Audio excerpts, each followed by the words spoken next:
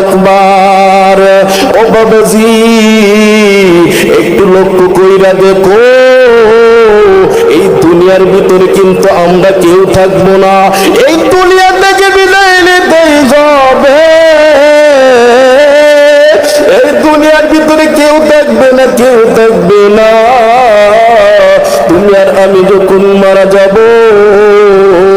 মরে যাওয়ার সঙ্গে সঙ্গে 3-4টা দল বিভক্ত হয়ে যাবে। ও বন্ধুরে, একটা দল চলে যাবে তোমার আমার গোসল করানোর জন্য, পানি গরম দেওয়ার জন্য। ও বন্ধু, আরেকটা দল চলে যাবে কাফনের কাপড় কেনার জন্য। আরেকটি দল চলে যাবে কবর খনন করার জন্য। আরেকটি দল চলে যাবে তোমার আমার কবরের উপরে বাঁশ দেওয়ার জন্য, বাঁশগুলো কাটবে। এই 4টা দলের কাজ যখন সম্পূর্ণ হয়ে যাবে বাবাজি, ও বন্ধুরে, সাদা একটা কাপড়ের মধ্যে প্যাকেটিং করিয়া তোমাকে আমাকে জানাজাটা দিয়া যখন অন্ধকার কবরের দিকে নিয়ে যাবে, তখন আপন বলতে কেউ থাকবে না। যখন ওই কবরের ভিতরে নামাইয়া যখন সবাই চলে আসবে রে বন্ধু, তখন তো কেউ থাকবে না।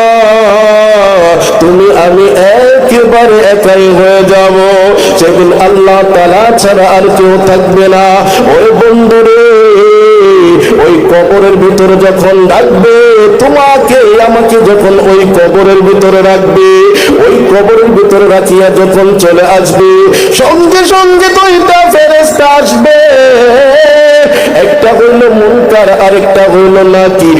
এই 2টা ফেরেশতা আসিয়া যখন তোমাকে আমাকে প্রশ্ন করবে, বলবে মার রব্বুকা, তোমার রব কে? মা দীনুকা, তোমার দিন কি? ও মান নবিয়ুকা, তোমার নবী কে? বা বলবে মান হাযার রাজুল, এই লোকটিকে। যে ঈমানদার হবে সে তো উত্তর দিতে পারবে, আর যে বেঈমান কাফের হবে সে তো উত্তর দিতে পারবে না। এজন্য আল্লাহর পয়গম্বর বলেন, আল কবরু রাউদাতুন মিন রিয়াদিল জান্নাহ আও হুফরাতুন মিন হুফারিন নার। এই কবরটা কারো জন্য একটা জান্নাতের বাগান হয়ে যাবে, আবার কারো জন্য একটা জাহান্নামের গর্ত হয়ে যাবে।